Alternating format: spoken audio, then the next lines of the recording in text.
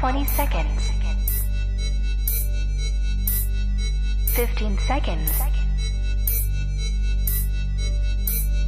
10, 9, 8, 7, 6, 5, 4, 3, 2, 1, 0.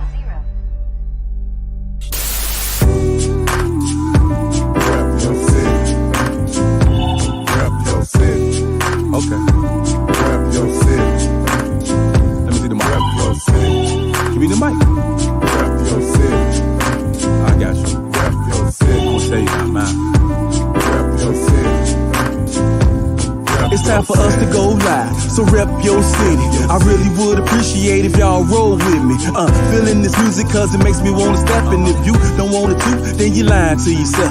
Cause every time we party, we gon' have fun. I don't know about you, but I'ma rep where I'm from. Rep your city. Okay. Rep your city. Let me see the mic. Rep your city. Give me the mic. Rep your city.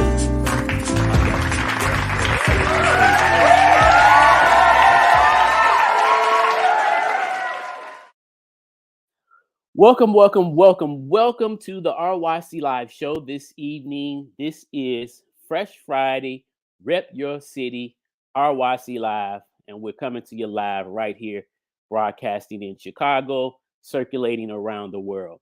Hello to all our viewers out there. We are back with another episode right here, and we have a special family guest tonight that we're going to get in underway. This is going to be the Chase family that we're going to talk to tonight.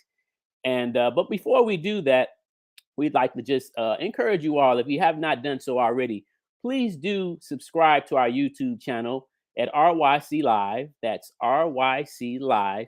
And you can follow us or like us on Facebook, which is RYC Live or Rep Your City. Send us a friend request or follow us. If you also like to be a guest on a future show, please do send us an email to ryclive@yahoo.com. That's ryclive@yahoo.com. And I want to send a shout out to all of our 101st Place family and friends over on 101st, where we all grew up and lived at one time, and some of which still live on the block. So send a shout out and much love to all of our friends and family. So hope you all are getting ready to tune in and lock your channel to this, or lock your station to this channel here. We're broadcasting live on Facebook and also YouTube. So let's get right into it. So I'd like to introduce two of the guests that we have from the Chase family. So we're going to start with my homeboy and brother, Eddie Chase. Let's bring him on in. What's happening? Hey. And Good evening. And welcome to the RYC Live show. And also, let's bring in Sister Kim Chase. All right, there she is. Hello, everybody. Great. Now, let me see if I can put up the title up here for the family. So we got that right there. All right, so this is lovely. So, hey, you all, welcome to the RYC Live show. This is Rep Your City. And tonight we're going to just have a discussion and have fun, just talking about any great memories that you have coming up on the block and any experiences that you have from those days that you were around on the block. So I'll pose that question to both of you, and you all can just share with the viewers, as you may. Well, let me start off by saying with the other part of the Chase family, which is Tina and Pam. Pam, she couldn't do the thing on her phone or something. Like she couldn't do that. And then Tina didn't call back, so she's probably at a gig because Tina sings. With the band. So she usually will call back unless she's like doing band stuff. So that's probably what she's doing. So that's why it's me and Eddie and the two youngest of the four siblings growing up, the Chase family growing up on 101st in Michigan. Nice. Now, let me just encourage everyone to take the moment, if you can, to share this broadcast. So you can share it to your page, share it to a friend, share it to other family members. because we are broadcasting live. And also, this broadcast will be archived. So even after we conclude the broadcast tonight, you'll be able to go back and watch it at any time and share with other family and friends. Mhm. Yeah. So fun times. Talk about some fun times, Eddie. What was some good memories that you have growing up on 101st? So before we get into that, what year did you all family move on the block? Oh, okay, good question. Eddie can't answer that, only me. Okay, so we moved in 1968. And we moved there, from what I understand, the story is we moved there in March of 1968. I was born in January of the same year. So everybody can know how old I am. I don't care. And so I was 2 months old, from what I understand, when we moved there. And when we moved there, so I remember Bonnie was talking about last week about how, the shift, how the white flight happened. And I'm telling you, like, it happened overnight. Like, that's the way that my father, I remember him talking about it. And we were like, as kids, it's like, what? Like, who? Like, how could that even happen? People moving out overnight. But that's exactly what he said happened. Like, we moved in and had white neighbors. Mm-hmm. And then overnight, those neighbors, at the end of the one day, the neighbors would be there. At the beginning of the next day, those neighbors would be gone.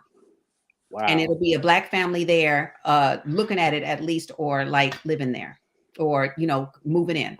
They would move out overnight. So yeah, that's crazy. I mean, it's white flight is whatever. So 1968. Hey, Bonnie. 1968. And the way that we got it is because it had just been, I guess, identified as a place where Black people could buy or whatever. And so my mother and father wanted it. They, kept driving past it. They would drive past and look at it and talk about it. And, oh my goodness, look at that house. And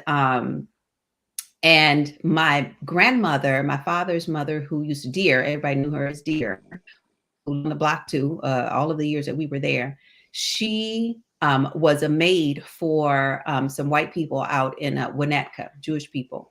And so one of them acted as the lawyer, as the attorney that facilitated the purchase of the house. So that's how we got the house, with their help. Okay. Interesting. Very nice. Very nice. Yeah, it's like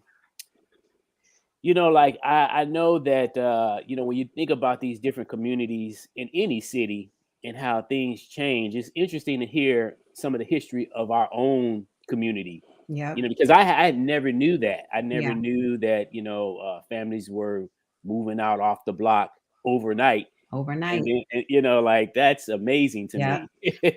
As a matter of fact, he pointed out Sharon's house. He was like, that house right there. He was saying, like, that's the house that, that phenomenon was apparent when he saw the white people living there one night and then Black people moving in the next day or something like that. He pointed out Sharon's house. I remember that. Wow. That's amazing.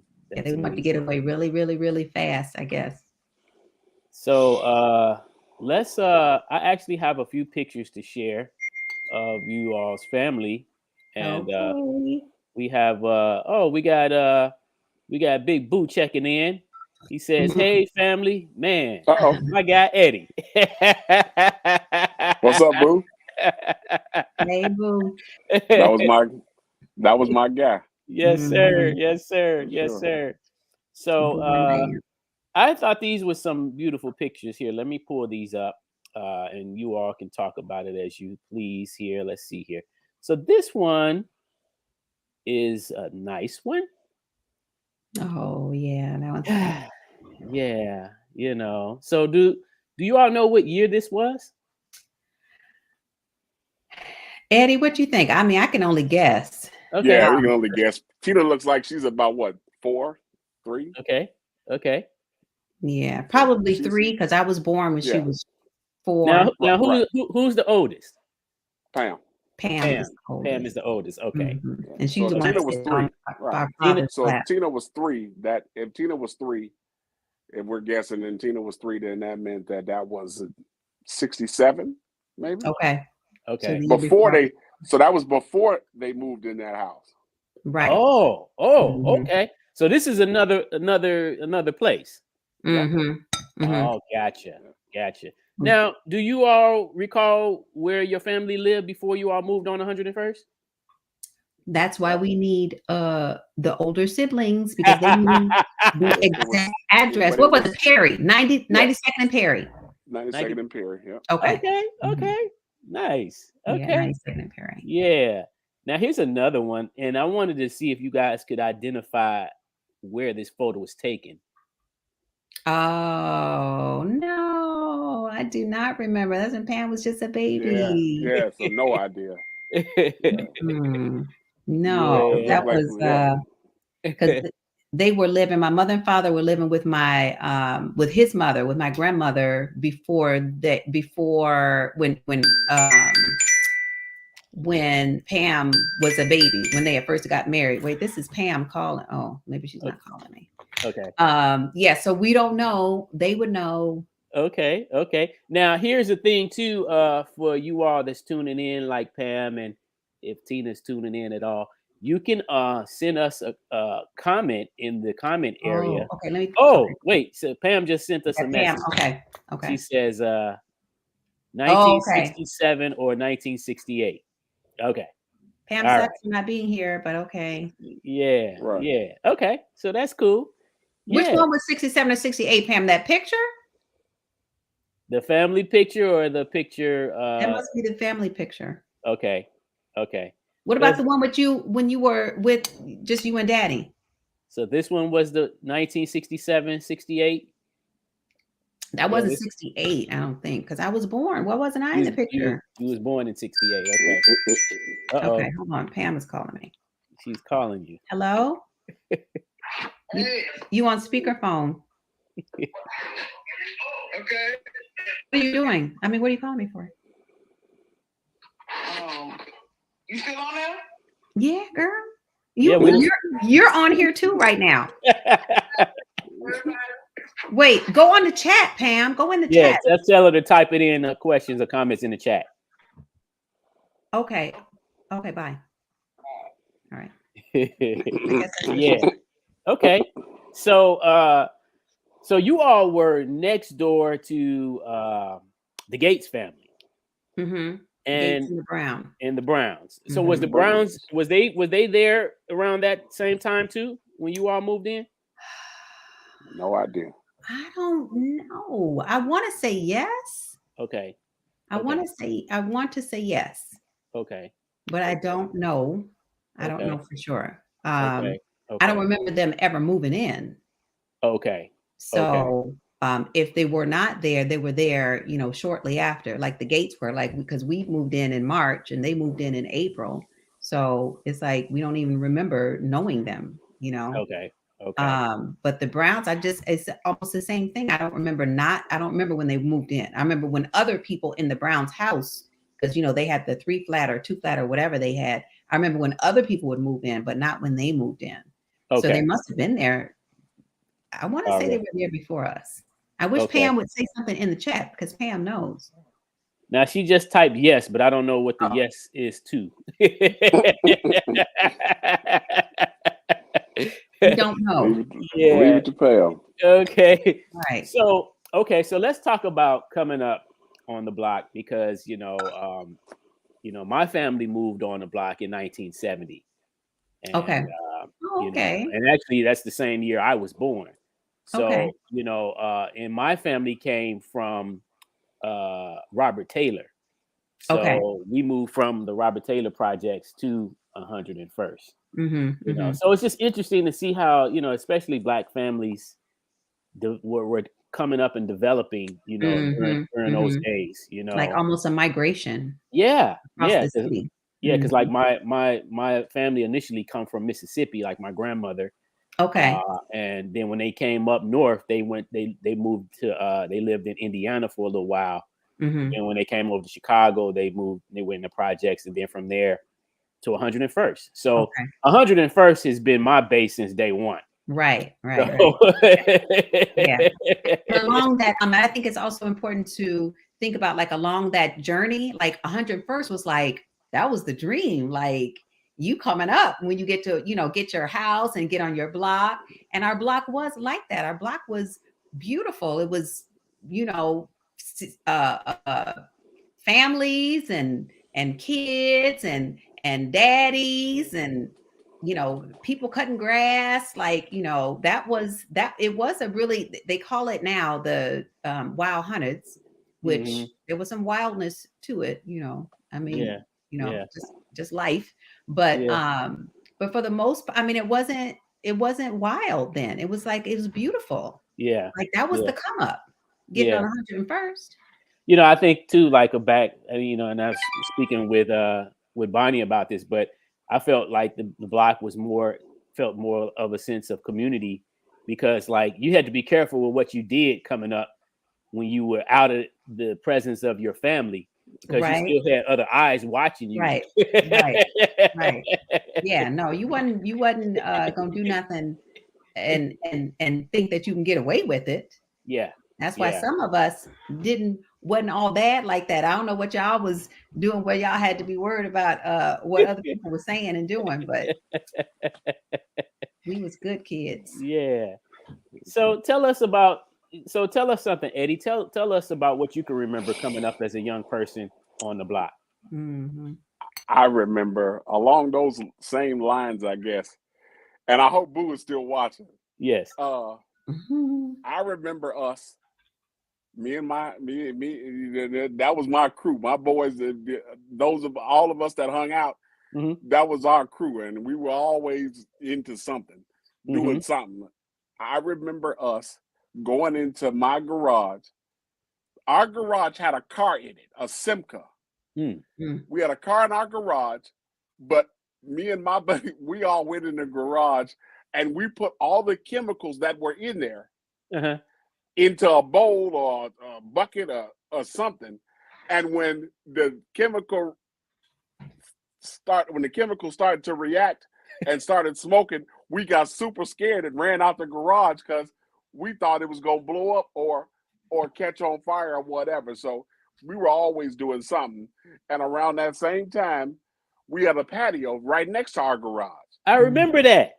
Right? I remember that. So we used to go in the back on that patio and take leaves and crumble them all up, the dried up leaves, and smoke them. And we thought we were smoking. We light it, and when you smell the leaves burning, it smelled like we thought we were. That's what we thought we were doing. Okay, here's a message that just came in from Pam. Let's see. She says, we moved there in 1968. 93rd and Perry. Yeah, Tina and I were born on 64th St. Lawrence. Oh, okay. Yeah. Okay. So I didn't. St. Lawrence. Okay, that was where my grandmother lived, probably. Okay. Yeah. Okay. Yeah. No, that's interesting, man. Because I do remember the patio, and and like you said earlier, Eddie, it's funny how some things you forget until somebody bring it back up. Yeah, I never. Yeah, we always had the thing was that it's nothing but fond memories for me, because we never had nothing. We never. It was all fun all day for me. Yeah. I mean, I was so young. It was all fun all day. I remember, little bitty, like small things. I don't know why, but I remember when my mother when we would not go back in the house after we got out that morning or whatever to go outside and play, and I wouldn't want to go back in the house, but we'd be thirsty, so I couldn't go in the house and say, hey, give me some water like kids would do now, or get my own water. So we would drink water on the side of the house, on that faucet on the side of the house, and it was the best water in the world. And I remember actually literally being full because I had drank so much water, but it didn't matter because we took off running again and ran and went down the block and did whatever you did on the block. So we always made a way. We were always doing something. The boys especially, we were always doing something. It was a game to be played. It was baseball. It was piggy. It was baseball. It was football. It was all of that. That's interesting because you know, I have fond memories of that too. On a nice hot summer day, Yeah, there was no water bottle back then, right? Right. Nope. So when we got thirsty, you know, we would go to whatever. We didn't even just do it at our house. We did it at whatever house was available. Exactly. You know, Yeah. so we would get that water hose. Sometimes they didn't even have the hose hooked to it. So you just turn it and you just, you know. Mhm. Yeah. Right. And for us, and Daryl, for us, like you just said, it was whoever house was available, which was dependent on what part of the block we were in. Yeah. If we were at your end of the block, Yeah. then we could drink your water, or we could go across the street to Boo and Bam's and mess with their water.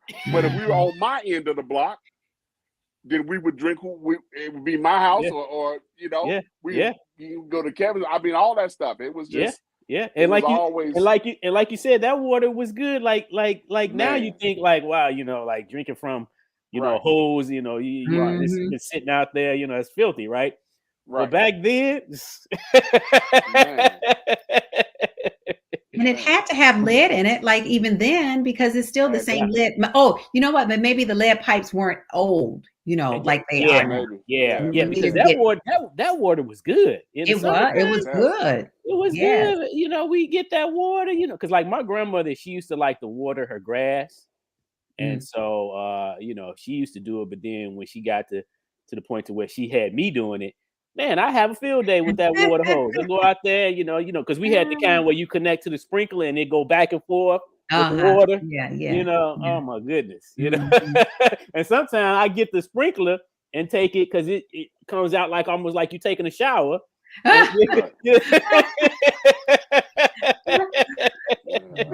think we might have all had a little bit of poison, but it made us stronger. Absolutely. Yeah. We definitely enjoyed those. Daryl, I hadn't thought about that. I forgot. I hadn't thought about your grandmother, and I would be, and I remember now. Yes, I remember coming down to the house. I remember coming to your house, and we were going downstairs to play the game.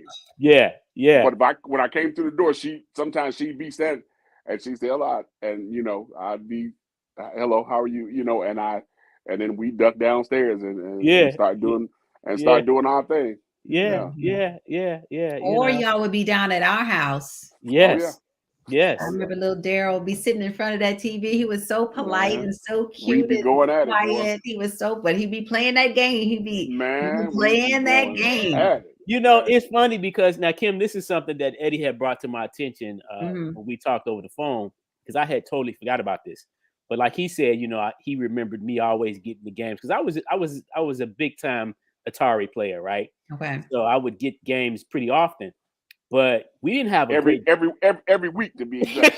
But we didn't have a big TV in our family, right? So Eddie reminded me of when your family got the TV, and then he's like, "Man, we can come down to my house now and play on the TV down in my house." I'm like, "Okay." Yeah, we had that one time that we had the big new TV. And what we did is put it on top of that other old TV that didn't work no more, the big console TV. We just stuck it on top of there and commenced to watching, because that other console TV, you know, that was the cup. Like when you got one of those TVs back in the 70s, that meant you came up. Yeah. But then eventually, you know, it broke. Yeah. But that was what you couldn't get rid of it because that was like a real piece of furniture. Right. It was like it could be a table, it could be something that holds your, you know, your whatnots, your you know, your figurines or whatever. But this is what I want to go back to. Y'all talking about drinking the water outside and stuff. So what we used to do when my father was still there, he would have his garden in the summertime. And this is why like every summer I have to have a garden. And every summer, and I think about my father every time I'm out there planting, because I'm like, man, it could not have been this hard, because it did not look that hard, but it's so hard to be gardening. But he always had tomatoes, peppers, and I can picture like where he planted them every year. He planted in the same place every year. I don't remember no fertilizing and composting and nothing, you know, to make them come up every year, but they came up beautiful every year. Mine don't even come up, you know, beautifully every year, and I do all that stuff. But he had tomatoes, peppers, something else in the middle. I can't remember like what he would have in the middle, and then cucumbers. And we would do what we would do is, so we would, be running around, stop for water, run around, and stop for a cucumber or a tomato. Oh, wow. Wow. And pick it. Father always had salt and pepper for some reason in the garage, because he had the garage like heated and like with a stove in there. We even had a stove in there. Wow. So I would get salt and just salt, and put it on the cucumber and the tomatoes, and they would be so good. And we had no idea like how that probably counteracted the effects of the lead poisoning. Water. That's a good point, Kim. The poisoning in the water, because we would be out there, and he never, like, I think about it now, like I would have a fit if kids came and just like snatched tomatoes and cucumbers from my garden. But I guess, he never said anything. It was an accepted, thing to do.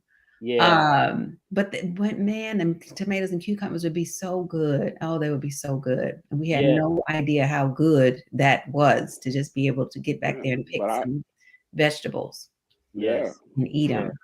I just think back to those days to back then, because when you hear a song, every time it plays in my head, the song, can it be that it was all so simple then? Because that's what it was. We didn't. There was no. When me and Daryl came down, when we came down there to the house with the game, he came down there with the game, and we was back there in that den playing that game. There was absolutely zero mischief at all. We wasn't trying to do nothing wrong. We wasn't trying to bother nobody.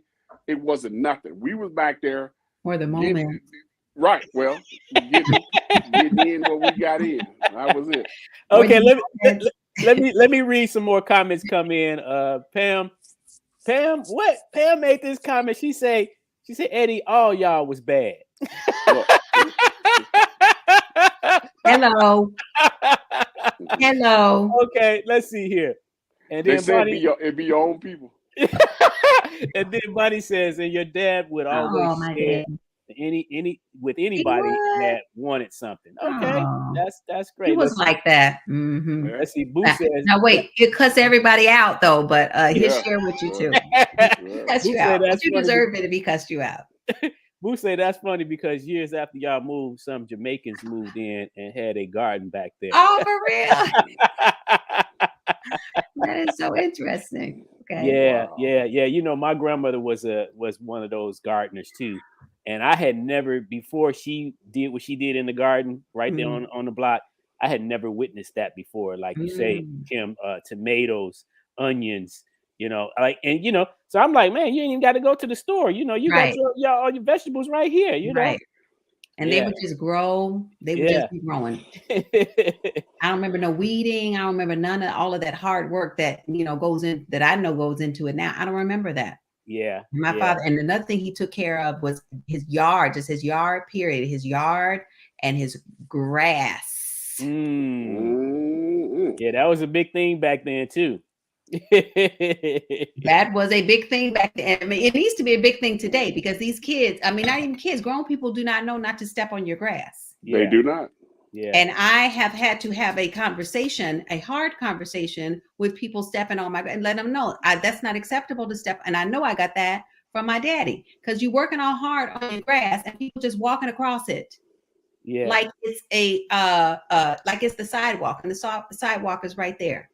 So that was another thing. He took pride in his grass, his house and his grass. He would paint that house it probably wasn't every year, but it was often when he would paint the whole house inside.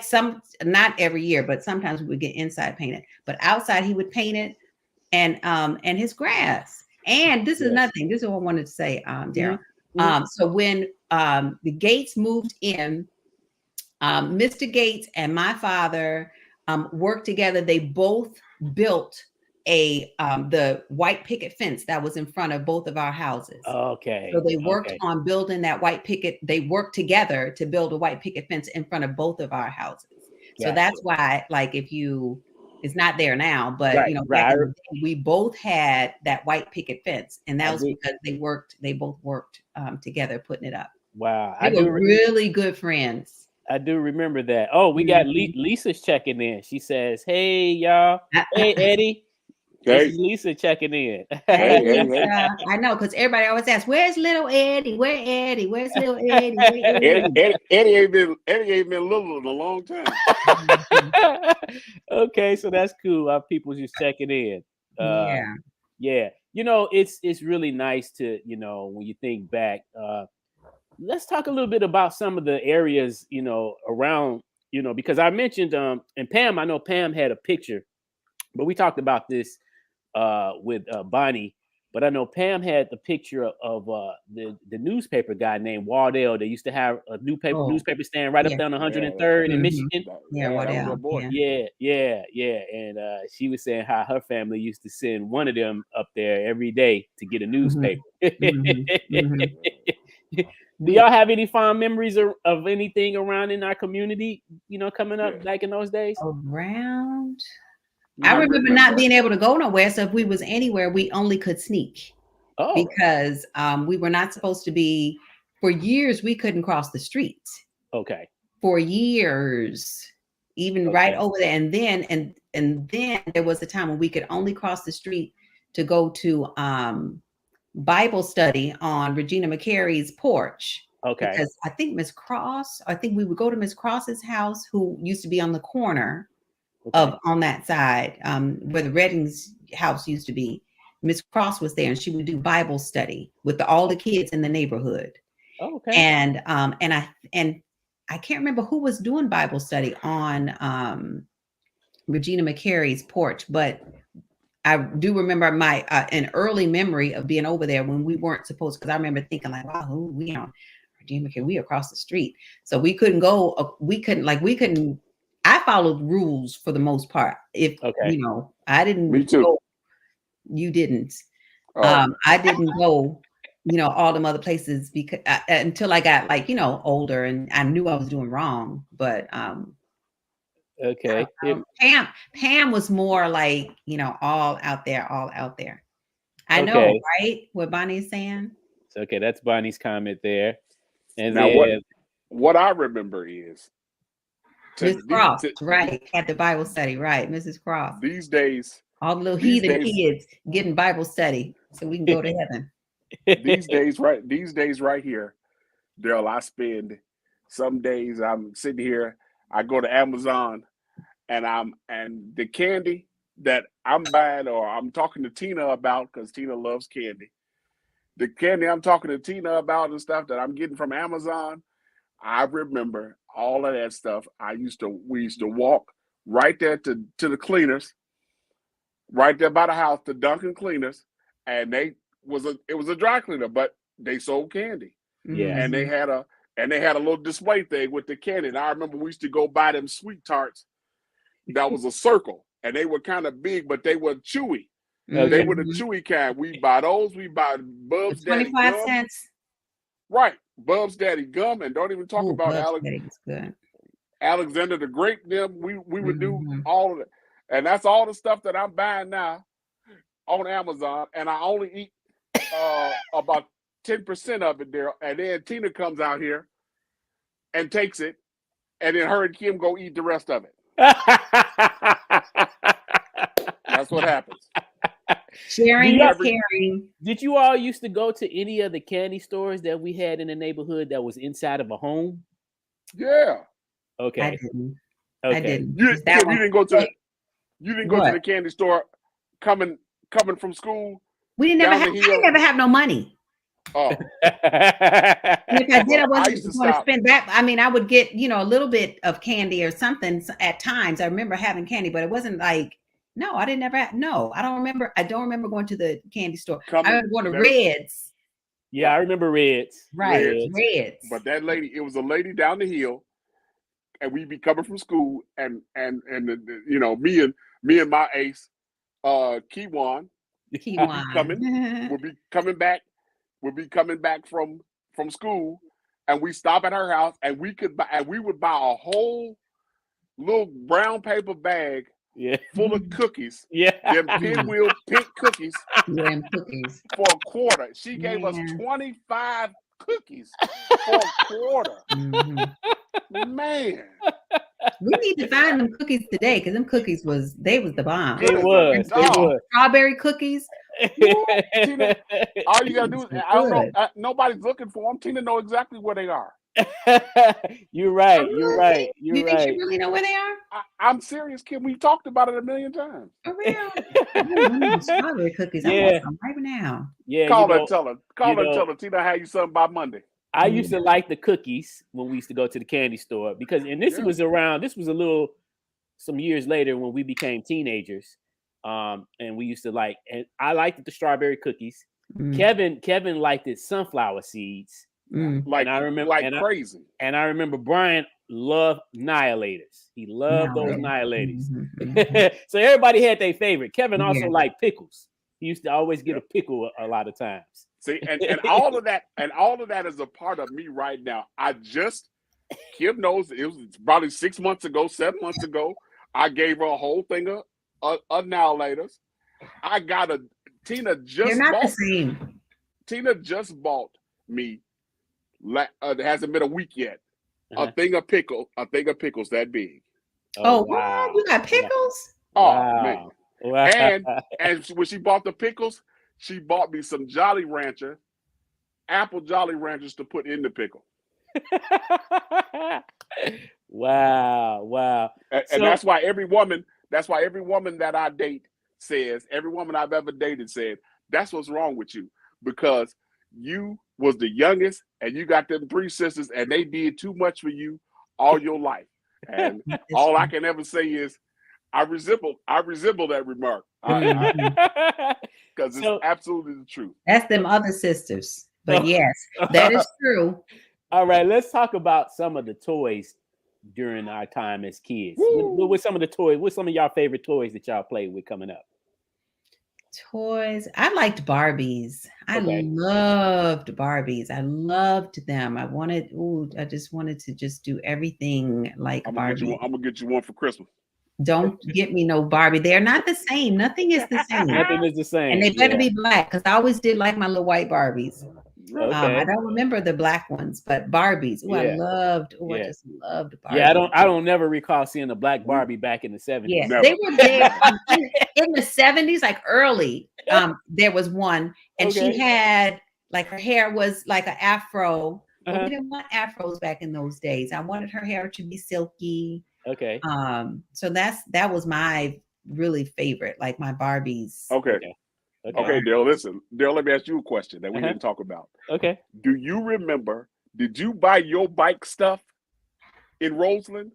I did. I used to go to a store at that little store. It used to be a store called Major Motors. Right. Well, we used to go buy all our bike stuff. That's where we went. I knew that had to be you, because what we did was, one of us, I don't know if it was you or if it was me, but we had 2 sets of mud flaps for our bike with the lightning bolts on them. and whoever it was gave a set to the other one. Okay. So we both had them.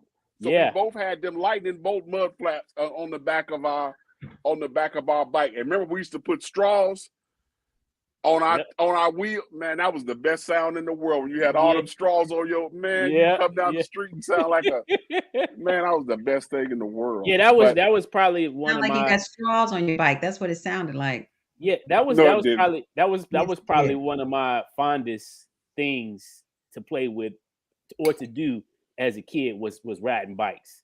You know, I played video games was right there too. But I think bikes was probably my favorite. You know, I wanted your bike so bad. I ain't know what to do. And big wheels, because I think I was the only one on the block that had a green machine. No, you wasn't. You had one? You wasn't? Yeah. You did? Okay. Kim, you remember that? I'm here to correct Daryl on that. You were not the only one, brother. Okay. Because right. Eddie had one. So I just saw a little kid. They got some kind of thing that looks like the green machine. I don't know. It might be a big wheel or something. But I took a picture of it. He was riding it in the street outside my house. And I took a picture of it. I said, Eddie, is this you? Because Eddie had a green machine. Okay. And I would ride as fast as I could to the end of Yeah. the block, and I Yeah, get to you know that the story I'm gravel. about to tell. Eddie had a pull that- green machine, Oh, and my father told him, "Do not take that green machine outside." Okay. And I'm surprised you weren't there, Daryl, because it was either the Ken and Sam or somebody was there to help Eddie to do to do the opposite of what my father told him to do. He said, "Don't take that thing outside." Eddie took the window out of the basement. Okay. And pushed the green machine out the basement window. My father's still home. Okay. Pushed the green machine out the basement window because my daddy said, "Don't take it out." And Eddie said, "I'm going to take it out." Okay. And so somebody was helping him. And some little person, I guess it was Ken and Sam if it wasn't you. Okay. Helping to pull outside. Eddie was inside, pulling the green machine out the window so that Eddie can ride the green machine outside after being told not to take that green machine outside. Wow. And the green machine was bigger than a regular big wheel. Right. Yeah. Yeah. And the rest of the story is I took it outside because people was outside riding, obviously. So I had to get out there and get something done. I took it outside and it was broke, and he just hadn't fixed it. Oh, it was broke. It was broke. That's why he said don't take it out. In the basement. Right. And when I got it outside and started to ride it, the wheel came off.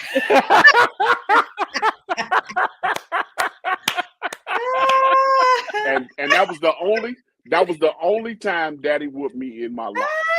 Wow. You just didn't do. You did exactly the opposite of what he said to do, and the wheel fell off, and you got your butt beat. And that was I took several L's that day. Yeah, yeah, I took several L's that day. Yes, that was 1, 2, and 3. Wow. Now one of my favorite toys back then was the Tonka trucks. My mama always bought me Tonka trucks. Now me and Ken and Sam would be in my yard and in the front of our house, and we had that big, we had a nice sized concrete porch.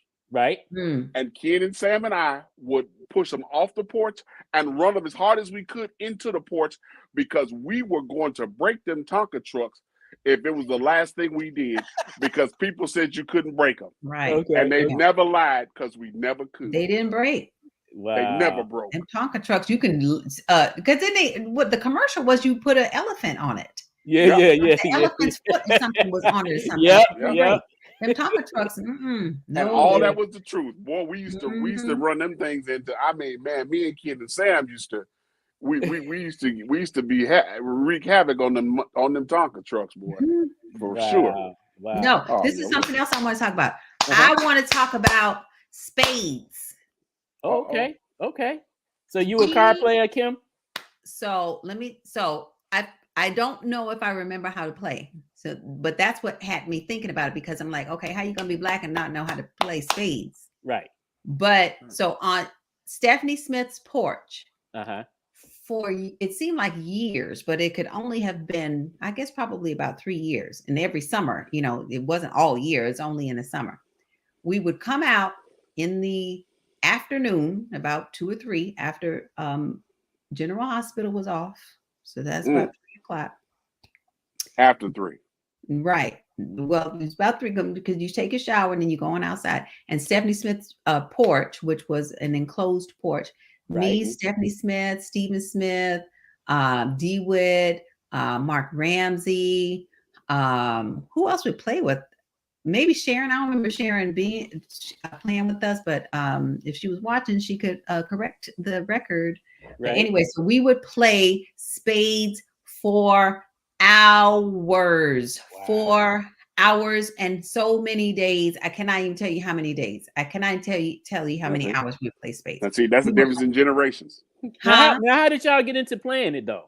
I don't remember. I hope in the future shows somebody can explain it because I do not remember. I don't remember learning how to play. I don't remember the beginning of playing. I just remember being there and playing for hours. And we were so good. Like we were like spades professionals. Right. I mean, we were so good. It was no like, so-and-so don't know how to play. It was nothing like that. Like anybody really could be your partner. Okay. Because okay. we played spades for hours. And now I can't really remember how to play. And I want to know how to play because we played for hours. Different generations. So that would be good. That we could do at the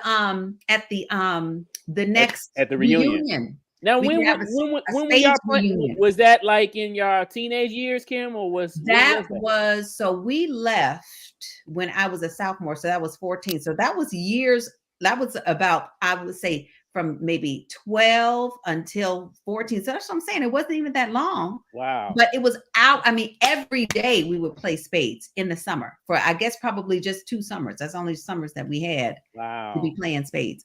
And we were so good. I mean, and when I think about it, like it was so many things that we were just like so good at on the block. We didn't have the benefit of going to camp and learning how to do things and, doing whatever, like, gymnastics, like we taught, and I didn't even know this was a big deal. We taught ourselves how to do cartwheels, back walkovers, limbos, like we taught ourselves how to do that. Me, Sharon, and Stephanie Smith, like we were so good. We were so good. Sharon was the queen of making up dances. Like she was the one that had us getting together doing dances. Okay. And just like, there was so much genius. Like there was so much like creativity on that block. And here's the thing. This is the thing I really want to say, Daryl. Mm-hmm. Even though I've said that a couple of times already. But it's like and this is what I appreciate. And maybe this is not exclusive to just our block, but I think, it's something about how we, the time that we grew up. Like we had rules out there. We created the rules. Right. We held each other accountable for following the rules. Right. And we had our own society. That's what I want to say. That was our own society out there. We didn't go running back in the house telling people, telling parents, oh, help me. Something has happened. No, we handled all of that outside. Yeah. There were skirmishes and near-death experiences and the Lord was looking out for us. I mean, it was a million things happening out there and we handled it all ourselves, which I think, of course we'll say like the kids are missing these days. Yes, of course they are. But that made us like, the strong, like Black people that we are today because of, we created a society outside. It was different from even inside. It was different from even in your house. We create, like jumping rope, like jumping, double dutch. I was gonna say, did you jump rope, Kim? Who were some of the other girls that you jumped rope with on the block? Oh, Sharon, Stephanie was real good. She could jump like real good. The Gates, Pam and Bonnie Gates. Okay. Regina McCary, she was good. Like she would jump, and I really think about like the good people, like Regina and Stephanie was real good. But I was good too. Excuse me, what? I was for hours. That's another thing we got to have at the reunion too. Is a double dutch. And I was gonna say because I do not see Black girls jumping rope anymore. No. I mean, now I know that there's this. I don't know if y'all heard, but there is a group of ladies in their 40s. Out, they have some kind of club, right? It's 40 and up, and they actually still jump rope and they perform in various areas. But outside of them, I don't like. If you go down in the neighborhood, you ain't seeing no young Black girls jumping no rope. I mean, and I was gonna say we don't really see them even outside, but we see kids like outside sometimes, but not like we used to be. Not for all day. Because we would jump rope for hours, and then you move on to whatever the next thing is. What we would do, which was football. We would play football outside. I was so good. Look, it looked like when you see young kids now, this is all you see them on the streets doing.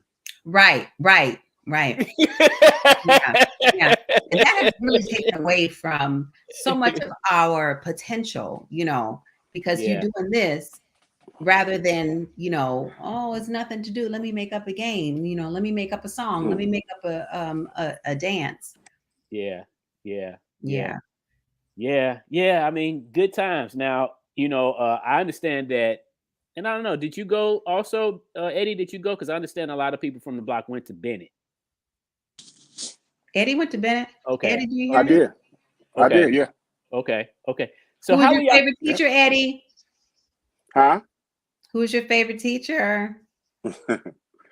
Yeah. Everybody knows Miss Abel was my favorite teacher that I had in the 4th grade, which was the last year I was there in the 4th grade. But when I think about growing up, I think about our community in its entirety.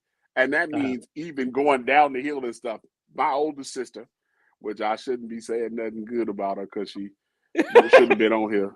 But Pam used to, thing, so she had to defend herself and she ain't here. So she ain't here. Right. Pam would be hanging out because Pam hung out at the newsstand a lot of days. Okay. So Pam would be hanging out or whatever, but Pam would always come back home. And when she came back home, Pam would come and take me with her. She'd say, "Come on, let's go." And we walk, and she would take me to the liquor store. Okay. And we play Centipede. That was our thing. And Pam would also take me on every week down the hill to go to churches and Metro Music. Metro Music. She was going to buy her albums for that week. Pam bought albums every Pam was week. good for the music. Oh, okay. Man. Watch out now. But Pam would always take me to churches, and we'd get a 2-piece, and that's back when the rolls at churches was real good. Yeah. And we'd get a 2-piece, and it was the best thing ever. But all those places in our community, to me, that's what shaped my, childhood in certain ways, because I remember going to White Castle. And I had never seen anybody make a hamburger in person before in my life. Where I could just stand and look at them through the glass like that. That was the most amazing thing to me. When they was a quarter, when they was 25 cents. Yeah. And my mama, and on Friday, every other Friday, my mama would leave $20 in the candle holder on the dining room table for us to order a pizza on the run. Pizza every other Friday. See, I told you, Kim. Eddie got a good memory. I know. I do not remember that. Eddie be remembering the food stuff. Maybe I don't know. Pam say we would play ball in the street and we would play 2 square and 4 square. 4 square. Yep. And they had rules. And where did we even learn that from? See, that's the thing. Like Daryl, like I have no idea because we would play 2 square and 4 square, and it was rules. Like you couldn't hit the line, you couldn't hit, something, whatever. Yeah. And you hate playing 2 square with them people who knew how to spin the ball, and then every time it hit your side, it went off in the grass, and you'd be mad, like right. 4 square was always fun. Yeah. Because that was like, yeah. But we had, it was that entire neighborhood. My mama, she always was always.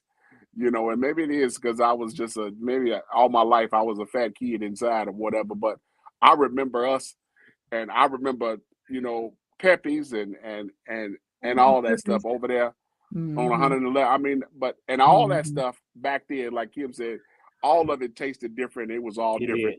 Big Macs ain't never. Ever since they stopped putting Big Macs in styrofoam, it ain't never been the same. Big Macs used to be so. They were. When they was in styrofoam, buddy, my mama. Now they taste like styrofoam. Right. That same Friday, and she would order the pizza. That was the Friday she got paid. We would go cash her check at the bank over there in Roseland, where when you rolled up in there, it was dark in there because it was like it was like a tunnel. It was like you were going down under the whatever to go to the bank right there. And we would go to the bank, and then we would go, and she would take me to McDonald's and give me a Big Mac every other Friday. Wow. And it was a great, but those are the things that. And the fillet of fish. Ooh, they used to be so good. Ooh, and the strawberry shakes. Oh, strawberry shakes. That's what I'm saying. We had our childhood was, me and Daryl, the last time we talked the other day, we were talking about the parade, Kim, that used to come every year. Oh, yeah. What was that parade, though? I know the little Boy Scouts or something would be. What was that parade? I don't know, but the baseball teams would be there. Right. Are you talking about yeah. you're not talking about the Bud Billiken, is you? No, it would come down it was on down Michigan Michigan. Avenue. Yeah, and we'd all go okay. down there today. We'd all go down there to look at it.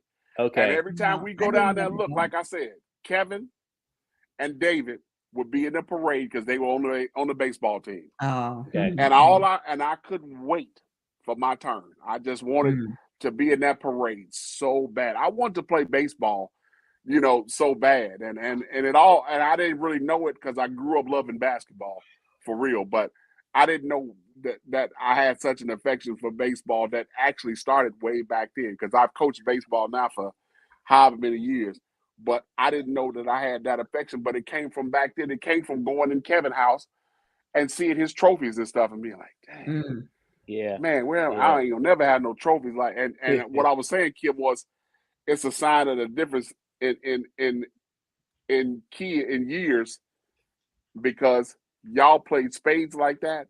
Y'all spades was our Atari. Yeah. Oh, okay. That's how we play video games, like y'all play spades. And I think, it's true, like, whatever was popular during that time for young people, it came through the community and we attached to it some kind of way. We, like you say, Kim, we figured it out.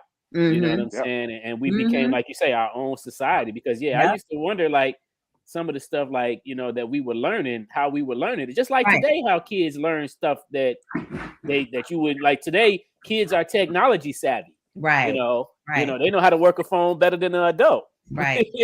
Right. And all the other stuff, which I guess, is going to benefit them in the future. Like that's, they're preparing for a future that's going to include that kind of, advanced technology. Right. But we had the soft skills down. That's the thing that they missing. The soft skills, how to negotiate, how to get you out of some trouble, how to, de-escalate arguments.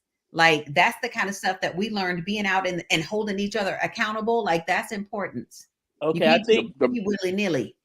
I think this is Pam. Pam says this because I don't remember. She said Jackie Robinson Little League Parade. Okay. Gotcha. Okay. That's but the most amazing thing about to me, the most amazing thing that show you the difference in times of our childhood was every night in the summertime, we had literally a porch full of people. The porch. I'm talking about you couldn't get a seat on our porch. Right. If I got up, I couldn't get a seat on my own porch. Right. If I got up. Right. Yeah. But to think that whole situation, move your meat, lose your seats. The door of the house is wide open. Right. All day. Ain't nothing but the screen door. Right. We got nobody's in charge of this whole shindig but some girls. Tina's upstairs studying. Kim is on the porch. Pam is gone, and I'm 7. and nothing ever happened. Never. Not one thing. No boy ever tried to go upstairs. No boy tried to touch my set. None of that. And the big, the real behind that is that was just pure God. And it's amazing how you remember things about your childhood. I told my daughter the other day, I said, each one of my siblings, if you talk to them, wait till the fall comes. When it gets to be fall for real, going into winter or whatever, or any time of year, my siblings and I have a certain sadness that comes in the evening because that's when our mother had to go to work. So even to this day, she went to work at 6:30 at night till 3:30 in the morning. And every day in the evening, it would kind of be like, okay. I think that's just you, Eddie. I was never sad. You did cry. You used to be crying. Yeah. Oh, Tina was sad too? Yeah. She was one who talked. We and her talked about it one day. Wow. Oh, okay. Interesting. Yeah, she was sad. Yeah. I remember. Eddie would cry so bad. Oh, he would cry when my mother would go to work, because she would work. She would go to work at 6:30 when the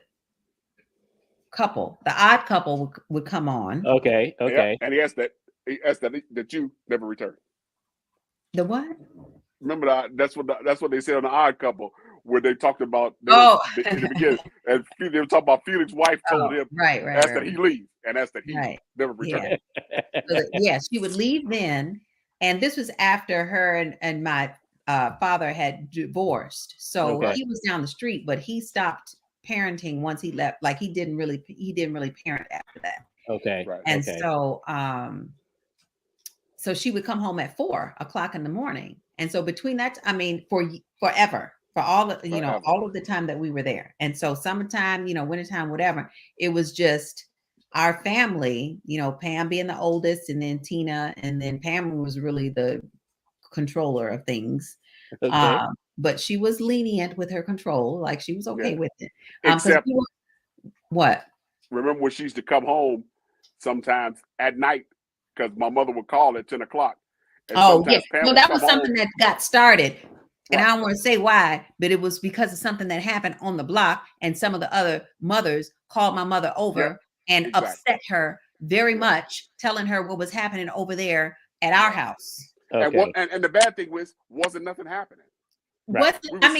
From what you could on the porch see, playing music. there were people on the porch, but what Right. was really happening, like what we're saying is what, and everybody who was there could tell you, nothing was happening. It was just kids hanging out on the porch, sometimes until the moment of 4 o'clock, where we would have to run upstairs and act like we were asleep. So we would still, you know, still be on the porch or on the back porch or in the patio back, you know, on the patio, like we talked, you know, the patio that y'all were talking about, like we would be hanging out, but nothing bad, nothing terrible was ever, you know, nothing was happening. And I don't think that those parents would. Pam stupid. What she say? She said she would leave at 6:35. Right. Mommy would leave at 6:30 and Pam would leave at 6:35. And I don't think those parents had our best interest in mind. Yeah, I think that it was, you know, malicious in nature. And so that's what got her to the point where she was like, oh, y'all better call. Every night went on her break, because she worked at the post office for 30 something years. On her break, she would call because she was nervous about her kids being there. She was already nervous about that. And really, like, I mean, it was, you know, so much of God making sure that did nothing crazy happen. But we also had the presence of mind, like we said, like we had been running societies. Right, but we had unwritten rules. I remember unwritten rules, but there were rules. Right, when Pam came home, clear. Yeah, when Pam would come back home at 10 o'clock, did not do. I'm sorry, Eddie. When Pam would come home at 10 o'clock, and act like she had been there the whole time. Right, no, but I can see her like yesterday coming through that alley, right there, coming to the house. And it'd be a porch full of people. Everybody sitting out there, and Pam's stupid self would come up the porch, and she just be moving people to the side. Hey, look out! Hey, look out! Look out! And she just moving people to the side as she goes up the porch.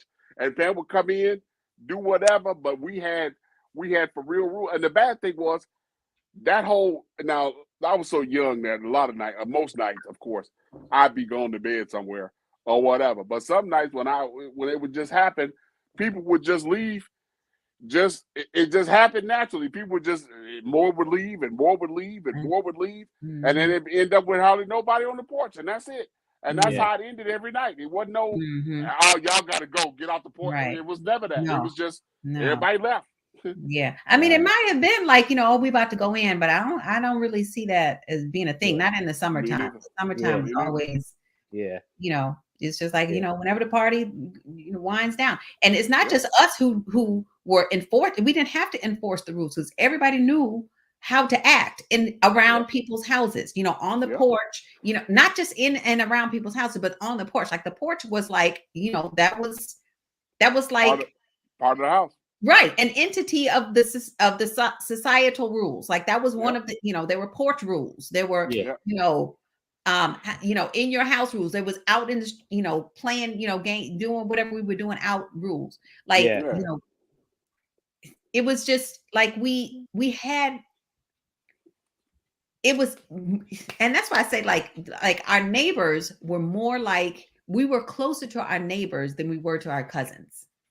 Yeah, because we saw them people every day. I agree. Especially in the summertime. Like we saw. And sometimes we'd be on that porch sometimes, and people would be coming from their house and stuff because they wanted to be on the porch. So people go in the house and get something to eat, and you see somebody sitting on the porch talking and hanging out with everybody. They got a plate. They done left a plate on the porch because they was out there eating that they bought out the house. Like they want to be there that bad. It was just Don't that's let how it be it no was. Man. food. Now, yeah, wasn't no food served on the porch, but Right. don't let it be no food because Cobb's, hello. Right. Mhm. That was it. Yeah. We had a Cobb's great to all of that. Yeah. I can't imagine growing up nowhere else. Yeah. You know, it was definitely good times. Do y'all remember a guy that lived on my end of the block named Everett? Yeah, I remember Everett. Everett, yeah. Because my grandmother used to keep him when his mom would be at work, and he would come down to our house, you know, and stay. Because I remember he was an athletic dude. He was in the sport, you know. He's short and stocky. Yeah. He's muscular. Right. Yeah, she used to keep him, and I remember going back to the food thing you was talking about earlier, Ellie. I remember he from time to time he liked Burger King. And he would get, you know, the Burger King meals. And I don't know. That's one thing I never really had. The Whoppers was good. In Chicago. I was just going to say, I don't know for some reason why every time Everett got a Burger King meal, it looked as scrumptious. You know, I was like, man, you know, and my grandmother like, boy, you got food in here. Boy, you got a hamburger in here. You know, leave that boy food alone. And I'm looking at him eating a burger, and I'm like, man, that burger look good just because he got it. Right. They did look scrumptious though, and we got that at home nonsense like that would make me so mad because it's not the same. It's not the same as a Big Mac and fries from McDonald's. The fries that people cut out of the potatoes. Yeah, that was a disappointment. Yeah, like Eddie Murphy said, where you get that welfare burger? You got, right. Where you get that? Talk about the bread would be white, and then because you put ketchup on the bread and turn pink. Nobody even had buns at home. Right. And you know, and I get it, like you said, Kim. You know, I understand. Like, you know, that was money that his mom used to give him for him to get his lunch. So who am I to be trying to, you know, because I'd be looking like, man, could I get a little some of that sandwich? Be like, well, you got a hamburger in here, but like you said, the hamburger, my grandmother fixed good hamburgers, but like you said, they wasn't a Big Mac or a burger, a Whopper. It was not the same. It was not the same. Now today, it needs to be, you know, we need to be eating at home and not at McDonald's because McDonald's is trash. Exactly.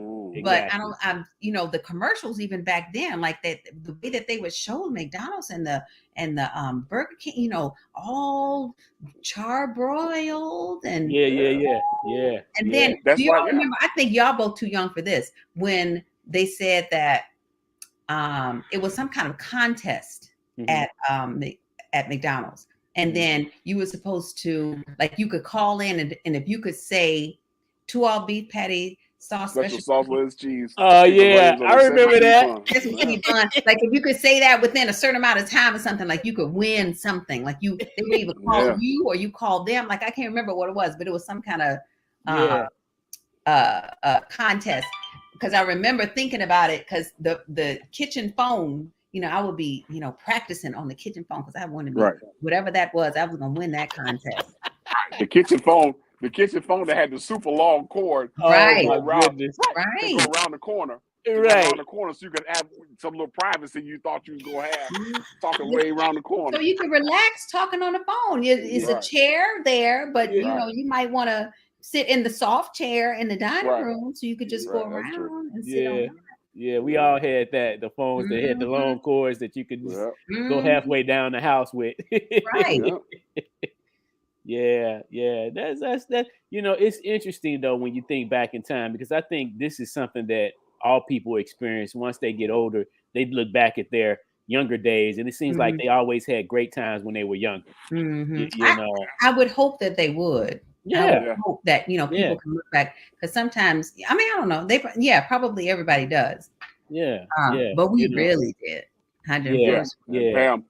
And I mean, like I said, that's people talk to me now. I you know, people, like I said, people that I'm friends with or women that I date and stuff, they be like, man, you know, they be like, don't ask him nothing about no music because he know every song on the radio. That's how he know every song and whatever. And they don't realize that was just how I grew up. I can see it like yesterday. I can see Pam sitting in that dining room chair at that radio, shaking that. Pam brought the music in the house. So Pam was the music person, huh? Yes. After my father, then it was Pam. Okay. Pam was okay. shaking that china cabinet. Pam was shaking that china in that china cabinet, boy, every night. We be in there listening, and I'm listening, and like now, I like a whole bunch of songs that came out the year I was born or before, and people be like, "Boy, well, you don't know nothing about that." I was like, "Man, y'all don't have no idea how many days, I would wake, how many days I would be going to school or something, humming stuff that didn't make no sense. I'm in the second grade going to school talking about turn up those party lights. Tonight, we gonna skate till the dawn comes. I said that's all I knew, because that's all Pam was. That's all Pam was playing. Funk was for real at our house. Yeah, boy. yeah. Pam didn't play no games with that stuff. Pam brought the music now. Yeah, and the Isley brothers. Yeah, and all my sisters. That's what's right. All my sisters had, except for Tina. I was gonna Pam say and Tina had they thing. You know, Kim was a for real Prince fanatic. Oh, really? You liked the Prince, Kim? Oh my God! Well, like. Oh, okay. I can only now and that's again talk about him without crying. Again, part of my childhood was me remembering sitting there with Kim while they said "Tourist" with 99 flowers on their back. How the rest of the song go, Kim? Wait, Tourist with 99 flowers. What? No flash again? Again? You're all a bunch of double drags that teach the kids that love is bad. Having it, is that something? Your brain is on vacation. Mom, that was my life. Listening? Yeah. Right. Okay. That was and when I heard me and Sharice was great. Prince. Oh, me. That was me and Sharice's. My cousin Vanessa used to really love Prince too. I don't know how anybody doesn't. Yeah. When I was in middle school and I heard Darling Nikki, that was the best thing that ever happened, because that was when I was just entering my nastiness period of life. And when I heard Prince say masturbate, it was the best thing ever. I felt so, it was so like I was listening to an X-rated song. Wow. And that's all he said was, she was masturbating with a magazine. He meant a lot more than that. Yeah, well. Pam say funk forever. Absolutely. That's what's up. That's what it's about. But it's I know we already at the hour mark, but is it anything else you all would like to share? Because I think this is, to me, having these type of discussions, and again, Eddie, this is what I was saying, having these type of discussions and reminiscing, to me, helps you kind of tap into that youthful fountain again. You know what I'm saying? I think when people, as we get older, if we don't have these type of discussions, it doesn't allow you to smile and laugh as much. Right. You know what I'm saying? And it doesn't really, get your mind stimulated, when you just get older and older, and you don't go back in time and think about the fun times that you used to have when you were younger. You said, Dale, not to cut you off, you said something about Bennett. And one of the things I remember the most about Bennett was I remember coming outside in the wintertime at Bennett, and there was snow on the ground. And you would be so scared coming out of there in the wintertime when it was snow, because you had them dudes out there that just ran around tripping people. And that's all they did was trip you. And or throwing snowballs. Like we would have snowball fights. With the Gates. Man. And the Gates had Cookie and Ronnie wouldn't hit and hurt nobody, but Cookie and Perry. Yeah, Cookie, yeah. Cookie. You would build whole forts in the back of our yard. And I can remember, it was a whole thing though. And probably, I think it only happened one time but it must have been more than once. But they would have, many people in their yard, and we would have many people, and we would build forts. Whole forts with holes in it that you could see, and then you could, throw your snowballs. And I was really young, and it was, boys, right. Boys, which I really feel like even then, it was so much along with the genius, it was so much wasted talent on our block, because so many of us had so much more that we could have, done. That we didn't have an opportunity to do because we was Black and on the South Side. Yeah. I told Daryl that. I said, we were talking about Kevin, and I was saying Kevin was good at everything. Everything we did outside of whatever, he would go to he would just be good at it. You know what I'm saying? When it came to, I mean, of course, he was a good baseball player. He was a good athlete, period. Yeah. He was a good baseball player. He played He played quarterback when we played football in the street. And Kim, you say you play football too, Kim? What? Yes. Wow, that's yes, I did. Yes, when y'all start breaking. But be quiet, boy. But Ronnie, rest in peace, Ronnie. Our Gates said the last time I saw him, he said, if and I really did like football too. I really wish there could have been some kind of like women's football options for me when I was growing up. But he said because I was a good running back. Okay. He said, if you was a boy, I would have been saying, I remember you when. That's what he said to me last time he saw me. Okay. I didn't know. That's crazy.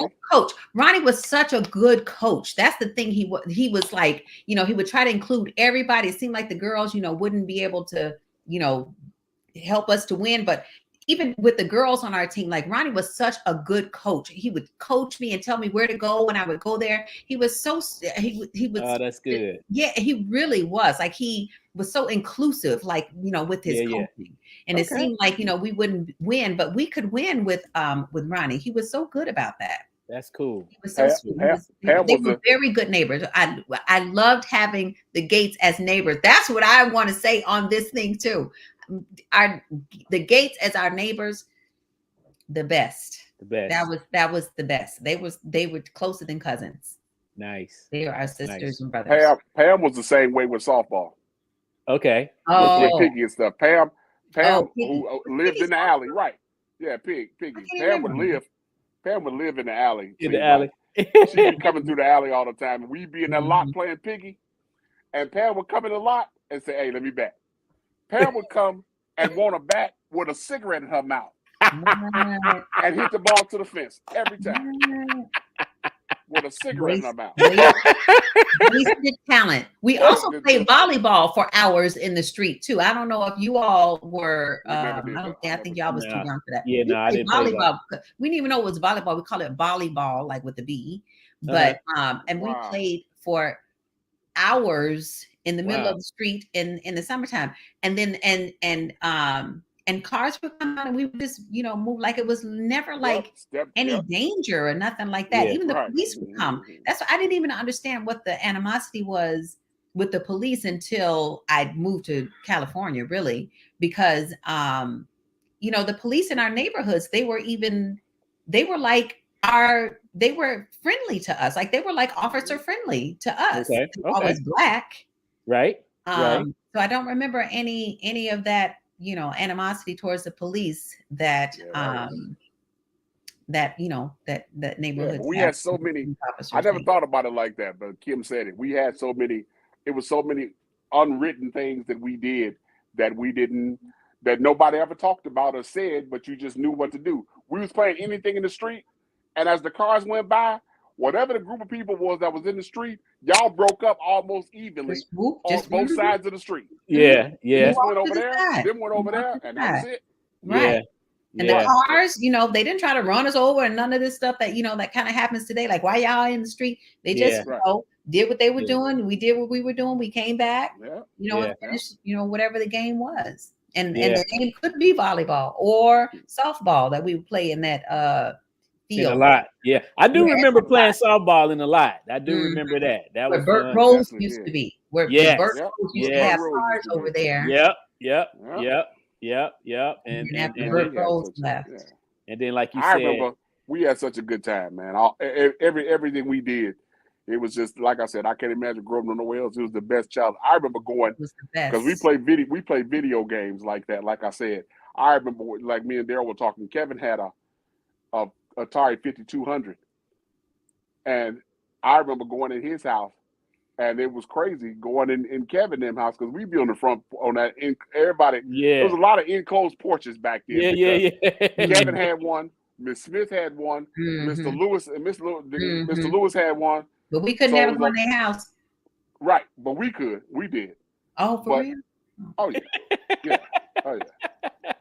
But we went in Kevin them house. Matter of fact, we went in there, and when we came off the front porch, was in that front bedroom playing the game, and then you look back there in the back, and you see Betty bringing King in the house. Oh, that was King by that time because it was Kato before. It was Kato before. But it was King by that time. That was a big old dog. He back there looking at you like huge. He was huge. If I ever get loose, you're gonna be the first one I eat. And I'll be like, wow, this thing is. I'll be that dog. And Betty was just. Was he the husky mix? Yeah, I think he was a Alaskan husky. Too. Yeah, he was.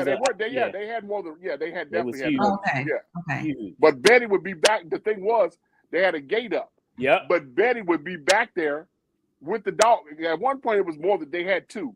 Yeah. And Betty would just be back there with the dogs. Just it was nothing. They walking around back there, and Betty just sitting back there. Right. You know, talking to us. And hey, how you doing, Betty? I'm all right. And she just be, you know, those were the times. And then we got older and got to be teenagers, and we could hang out. They let us go all the way upstairs. Yeah. Yeah, where that apartment was or whatever. It was real crazy up there. Yeah. Yeah. Kevin was definitely spoiled. Kevin was the only person out of all of us that never got on punishment. Never got on punishment. And you can ask Sharon, that's a fact. Like every time we would get into whatever we got into where we would get in trouble, Kevin, it was free. He you know, like Kevin, like I'm like, man, I'm on punishment. Did you get on punishment? Nah, man, I'm about to go up here and play do whatever. You know, he never got on punishment. Now Betty would hoop and holler and fuss at times, but he never got disciplined like that. He never got disciplined. I never not one time see him get on punishment. Betty would go off. Betty would go off now. Kevin. Yeah, she would go off. But it would used to be funny because they would have this dialogue, and you know, and I'd be like, but he's still free to go do what he want to do. and you still gonna do whatever he asks. It don't sound that bad. Yeah. And Betty still did whatever Kevin wanted her to do. Yep. Sure did. Whatever he wanted, he got. Sure did. You know. Now I remember next to you all, Ken and Sam parents was very strict. They was very strict. Yeah, because I remember a lot of times Ken and Sam couldn't come out or they had to go in. Right. You know, it's like, oh, you know, and I can still hear Miss Brown's voice. Kendrick, Samuel. Yep. Right. Man. That sounds just like it do, That is so true. And Mr. Brown be back there in the garage. Flipping away, Jack, drinking like he was crazy. And working on cars. Yep, working on cars. That's where Ken learned how to do it. Oh, okay. Does he work on cars? Yep, that's you know, he loved cars. Really? He loved to work on them. He loved the drum. He got all that. He got it. Love for from his father. Yeah. Like what school is they? Like that's the thing. They didn't even go to Bennett. Like some parents, like your mother, Daryl. Like some parents is just like, I'm not gonna send my kids to that ghetto school down there. I'm gonna send. I got bigger dreams for my children. I'm gonna send them to another school. Even the Gates, they went to another school. But the rest of us little ghetto children, we went on down to Bennett. Yeah, I loved it. Every day we went to Bennett. Went to school at 9. Came back. Was it 9? Yeah, 9. 8:45. Yeah, we would leave at 8:45. Be there at 9. Come back at 12. Go back at 1. Go back home at 3. That is the best schedule. That is the best schedule for a school that will ever exist. I got to be at school till 9 and get out at 3. It ain't that. And okay, I ain't got to be there till 9. I get out at 3, but you give me an hour away from school in the middle. You can't beat that. You can't beat that. You walking for 30 minutes of it. I got home. It took us 15 minutes to go up and down. Yeah, it took 15 minutes, and I got home at lunchtime, and had enough time to do everything I wanted to do. I had enough time to cook some bologna To make your bologna sandwich. Right, for me and Kiwan, and watch Underdog. Kiwan. I remember Kiwan. And watch Underdog. That's what we did every day. So Kim, you say Kiwan, your best know friend. For years, my mama was upstairs. Oh, really? Yeah, so my mom was upstairs sleeping. So Kim, you say your best friend was Sharice? In like 7th and 8th grade, that after 7th and 8th, like I want to say 7th and 8th grade, Sharice became my best friend. Before that, Stephanie Smith was my best friend. Okay. But me and Stephanie and Sharon were always like good friends. But sometimes Sharon and Tina would go off and do some little weird stuff. Okay. Which I don't even what, study?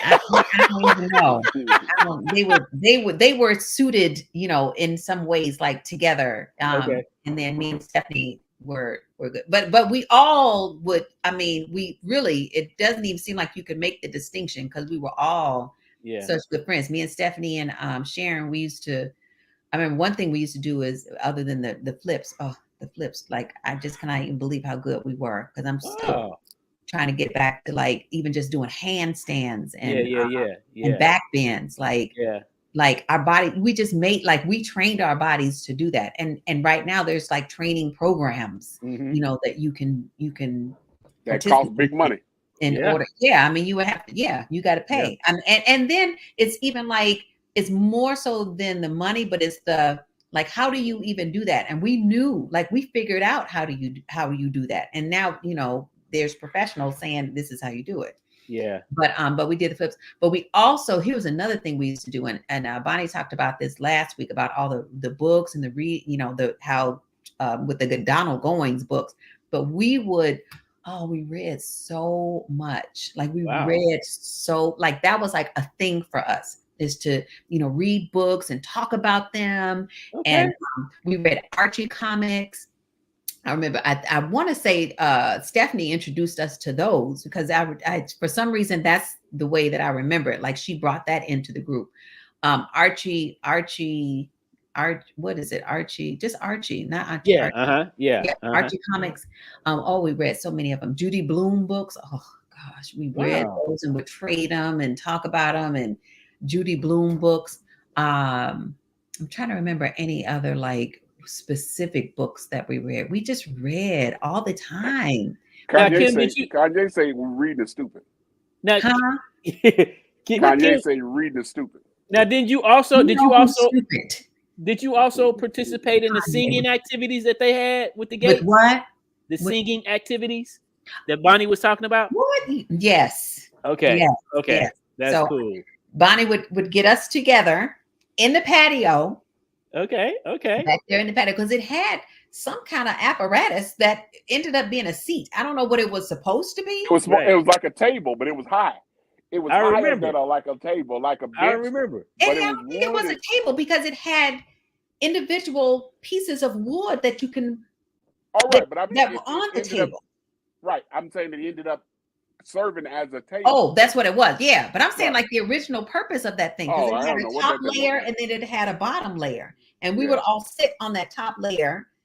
That it was mostly for sitting. But anyway, so back there, and Bonnie would, teach us songs, and we would have. I don't know if we had parts. I know that we knew we were supposed to have parts. Yeah. So Bonnie probably gave us parts, but she was the choir director. Like, she directed us in the songs. And there were songs that if somebody said the songs, like if I heard them, I would know them, because they were songs that we memorized, and we would just learn them for ourselves. Like, we weren't going to, perform them for nobody. But that's amazing. Also talent, that I'm talking about, that we had on that block. Like, Bonnie just taking us back there and, directing a whole choir, getting little kids together to sing in a choir like that. Who was doing that now? That's amazing. Y'all were singing. See, y'all, that's church, the difference. Yes, it was church songs. Yes, thank you, Bonnie. Thank you. Yes, because I didn't make the distinction, but I knew what they were I just assumed that y'all knew what they was. Yes, they was church songs. Bonnie would have us back there, and then you do your part, and you learn your part, and then you do your part. That's cool. It was phenomenal. y'all was singing. That's cool. And that's different than generations. Because when it came to us, to our crew, we was rapping. Yeah, that's what I told Bonnie, because she was telling me about how they used to work, or how they used to work with Ronald Hall. And then I started thinking, I said, wow, we work with Ronald Hall too. But when we were working with him, we were rapping. Yeah. And I didn't know that that Ronald had worked with you all with the singing prior to that. Not our church songs. We never went to Ronald Hall's because no, we couldn't go in. I've never seen Ronald Hall's house. I always wanted to see it, but we were not allowed because my mother. But we was sitting around.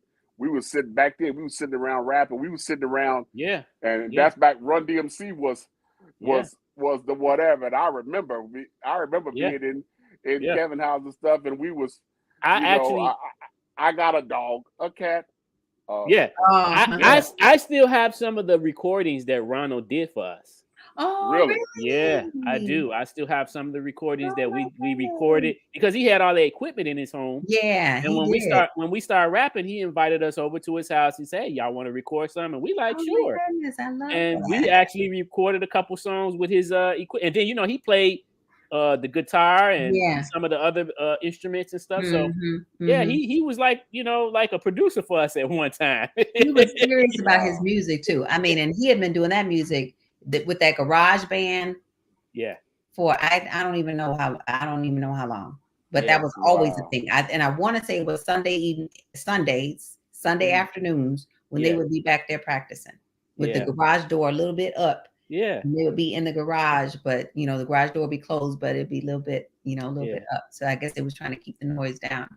And that was just like another accepted part of our neighborhood. It's like, okay, Ronald Hall and them, they playing their songs, playing their music. But then this is what I also want to say too. And I remember Bonnie was talking about this last week about how the block started changing. Yes. And I remember like you can't, I don't know if you can know it like when it's happening, but as I look back, like I can remember it happening. Like I can, picture it. Even looks like, figuratively, like it got darker and darker and darker, and that was a time when more drugs was coming into the neighborhood and gangs were becoming more active. I don't know, prevalent, because it used to be, we've always had gangs, but gangs would deal with each other, but not necessarily with people who weren't in the gang. Yeah. And even now when I hear my classmates, my male classmates talk about growing up in those times, they talk about how violent it was, how they had to fight. One classmate in particular, how he had to fight all the time. He was fighting all the time because people were trying to get him to join the gang. Yeah. And, and I had no idea. Yeah. But so along with, these wonderful memories that we have, we also have the legacy of, the remnant or the consequences of the war on drugs and how that affected our neighborhoods, because the war on drugs, for anybody who don't know, was not designed to be a war on drugs. It was designed to be a war on Black people. Yeah. Good old Nancy. Kim, I think that was probably one of the reasons why, my family kept me out of some of the neighborhood schools, because my mom, for 1 year, took me because we moved. My mother had moved to 109th and State. And so she had an apartment over there. So since she was in her own apartment at that time, she decided to take me out of, because for the most part, I was in a Catholic school. But she decided to take me out of the Catholic school during that year and put me in that school up on 100. I think it's 105th in State, called Cone. Oh, it's still there. And I went there, and it was the worst experience of my life when it came to school, because I got in so much trouble.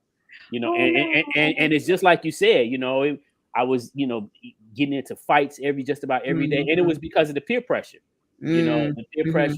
Some of the young guys at that time had brothers and cousins that were gang banging, So Okay. it was going through, it was penetrating through the family. Mhm, I remember I would go to mhm. school and be scared because, I knew this guy named Shelton was always Mhm. going to bully me for my whatever little money I had, or, Mhm. Yeah. just being bad, Mhm, and, mhm. and, and, But and it I, was violence. But it was yeah, violence. exactly. We looked at the time, it's just, oh, that's just, whatever. But it was violence. It was traumatic. Like Yeah. it was trauma for some of us Yeah.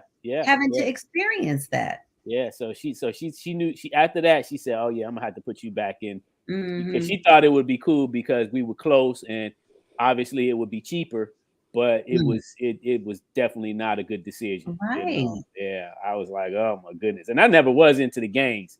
I mean, I knew Mhm. a lot of the guys that was into the gang banging, but Mhm. that didn't appeal to me. Gang banging Yeah. was just not, it wasn't cool to me. Yeah. But it got to a point where it didn't have to appeal to you. Like you was Yeah. going to have to make a choice to Yeah. either, unless there was some kind of like, you know, arrangement or something that would happen from somebody who already knew you, or if you Right. were into sports, or if they saw you like, getting out of the neighborhood, at least they had maybe at that time they had, enough like respect Yeah. for the boys who were doing something, who didn't need to be in the gangs.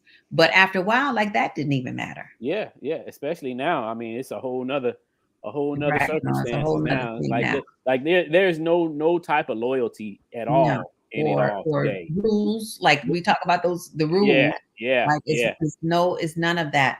But then that's all that, I mean, that was by design. Like that was by design because I mean, the gangs were running just fine Mm-hmm. while we had people out who were not in jail. Well, King Hoover, whoever, who was running things the way that they were supposed to be run, and people had their positions and people knew what they were supposed to do. Once they put them away, Yeah. and it was more than just the gangs, and it is also the drugs and the disinvestment Oh in yeah, for black sure. neighborhoods, like Burt Rolls Ford, leaving and then turning into whatever it became after that, which was like a used car place, and then Yeah. after that, just like an empty just lot, vacant lot. Yeah. like Yeah. Jules used to be down there, and then Jules turned into, I don't even know, whatever it turned to, Save a Lot, and then I don't know if it's still Save a Lot, but just the disinvestment, and like Bonnie was talking about last week about Roseland, how Roseland used to be the spot. Like that was our spot. And you could walk down there, or you could, we would walk to Roseland like the Cosby Kids, all walking and bopping and jumping, walking together down to Roseland, or we would take the bus, which was like, I don't know, 25 cents or whatever. And go to all of the things that were, all of the shops and stuff that were down there. And then, then the disinvestment, like that was a deliberate, that was and the intent to destroy the beautiful neighborhood that we grew up in. Like it was by design. Yeah. Drugs in the black neighborhoods. And we always had drugs there. Like we always had drugs there, but it was never out of control the way it became later. All right, Daryl, you better do something because Kim's going to turn this into a black rally in a minute. So let me ask y'all this in conclusion. What would y'all like to say? Because again, we're going to be planning for next year for our block reunion, and like you said, Kim, we're going to definitely implement some of those things, like the jump roping and some of the good fun activities that we had coming up. I need some spades. I need to figure out my spades. Yeah. Back. Man, we were so good. We were so good. So what would y'all like to say in conclusion to our viewers that's on From the Block, and any viewers in general, about growing up just on the south side of Chicago? Because obviously if you didn't live on the south side of Chicago, you wouldn't have an idea of what we're talking about. But what would y'all like to conclude? Ladies first. I don't know. I don't know. You go first, because I don't know if I have anything. I just know that, and part of this has nothing to do with the block. It has everything to do with my life since then. And because I've learned that since then, that the thing that matters the most in life is, the Bible is a big book and it's got a lot of things in it. But at the end of the day, God wants two things from you, essentially. Love him and love everybody else. And when it comes to love and being loved and learning love and all of those things, I got that originally in my life from 101st place. Amen. Yep. Amen. I mean, I can concur with that. I felt like that was our spot. Like that was like we were, you know, and me and Eddie probably are really good. We're very equipped to talk about that because we left. Yeah. And felt what it felt like to not have that anymore. Yeah. Man. You know, we were snatched away. The worst thing in the world. Hey, now Kim, real quick, did you come back? Because Eddie shared with me that when he left, every time I came back, Kim came back. Oh, okay. You didn't come back to visit? Oh, yeah. To visit. Yeah. Okay. We came together. Okay. I have a thing. I have something I want to say. Okay. And it's kind of like what Eddie is saying, but it's got a different kind of spin to it. Okay. What we had in that neighborhood was Blackness. Okay. And what we are highlighting that we're highlighting it now, at least I am, but we didn't know it then, was that we had Black excellence. Okay. And it was all Black people. Like you didn't see white people except for the Bellas, you know, and they was honorarily Black. Everybody. He was blacker than any of us. But other than that, we didn't have no white people. You know, we didn't have racism. Like we didn't have to contend with that. Yeah. All it was just, you know, just Black. Yeah. And I feel like that was such and the way that Eddie talked about how we were Black and loved and genius and we and capable, you know, how we had our own community, like, you know, we were capable and we felt capable, and nobody can take that away from us. And there was no other way to judge each other except by the rules that we set. So except for, you know, light skin, dark skin, you know, whatever. But we didn't really have much of that. It was only about who you were. And you had to prove yourself and be a good person in order to be accepted into our community. And everybody really was. Yeah. Everybody really was good people. Like we you know, we had bad things that happened, but we were good people. Yeah. And that's what makes today. That's what makes today, not to cut you off, but that's what makes today so sad, is that you watch the news and you watch all the shooting and the killing, and you hear the people talk about how violent Chicago is and how bad it is. And then I think back to being 6, 7, 8 years old and riding that big bike that I was too little to ride and falling in the alley, and the bike's so big I can't get it off me, and Pam Gates was just happened to be coming by. We can't leave without that story. We have to have that be part of the story. Yeah, help me. That's all I can say. I'm under this bike and I can't get it off me. Help me. And that's all I can say was help me. Pam Gates. Help me, Pam Gates. You got that bike off of me, man. Help me, Pam Gates. I mean, yeah. You know, we had that, you know, so when I think back to that stuff, I think back to Chicago, you know, can never be that bad to me because that wasn't what it was. Yeah. I agree. Yeah. That's why we have the connection that we have to the people on that block, is because we showed each other that we loved each other. Yeah, but we didn't have to look out for each other. Yeah. And I want to say this in my concluding remark. I want to thank you, Kim, for coming out to the reunion, because, you know, one thing I can say, you know, to see you and Tina and Pam, it was refreshing, because people that we haven't seen in years, it took me, like, I love history, you know what I'm saying, especially our history, you know, as Black people, you know, no matter what it is that we've done over the years, we've done some great things over time. Amazing things, you know, and we are an amazing people. Yeah, and a lot of times we go unnoticed or unacknowledged.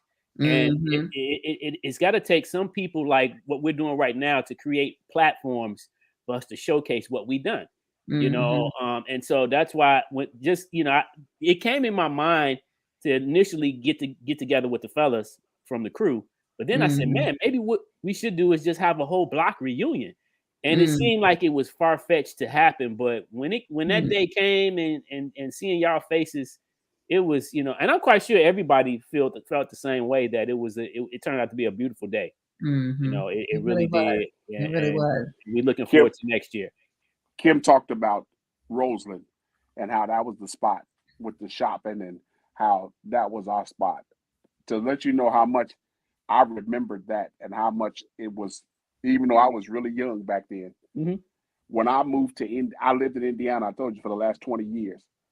My children, I was living in Indiana. This is 2000 and after. This is after 2000. I would bring my children to Roseland, and that's where they would shop and buy their clothes for school and everything else. Yeah. That's where they wanted to go. I'm coming all the way from Indiana over there to do whatever, because that's how much I remember all of those things back then. I remember going in Taurus Flavors right there in Roseland, and every time me and my mama went in there together, I'd get 2 scoops of strawberry. She'd get black walnut, and every time we went in there, Minnie Riperton would be playing on the radio. Wow. Off to Wonderland, going hand in hand. Great memories. And they had that lemon ice cream. Nobody had that lemon ice cream. I would always get lemon ice cream from there they had little lemon drops in the ice cream. Oh, really? Wow. Ain't that, I didn't know that. Great memories. And it's funny that y'all mentioned the black walnut, because that's how I became a lover of black walnut, because my aunt and my mom and uncles, they used to get black walnut, you know, and sometimes that's all they got. That's all that was in the refrigerator. You had to either love it or you left it. Well, hey, listen, I want to thank you all for taking the time out to come on the show. No, thank you. Thank you, Eddie, man. It's been great. Thank you. After all these years. Show, Daryl. Show. I love it. You know, and hey, we're looking forward to seeing you all next year. You know, we got the dates already booked, you know, for August, the 25th. I'm gonna see if Kim might let me go next year. She wouldn't let me go this year. We love to see you, man. You know, whatever we got to do to make it happen. Stop asking. Where's Eddie? Yeah. Let's make it happen. Yeah, because it was definitely, you know, it was one for the record. Or like D with them, they used to call me Radar. That's Radar right there. That nigga know everything. They sure did. Because she was nosy. Yeah, for sure. And big mouthed. Oh, okay. Oh, and hey, send your love to your mom. You know, just kiss her or hug her for me. You know, absolutely. You know, and I ain't seen her a lot today, but she been around. She's been upstairs for a long time now, so I'm sure she's asleep. Yeah. All right, y'all. Well, hey, you know, right. I enjoyed it, and until we see each other again, I love y'all. Okay. Kim, call me tomorrow, because I got some questions about air frying. I'm coming out there tomorrow. Okay. Well, bring me something to eat. Bye. All right, y'all. Girl. Thank you. Peace. You did a good job. All right.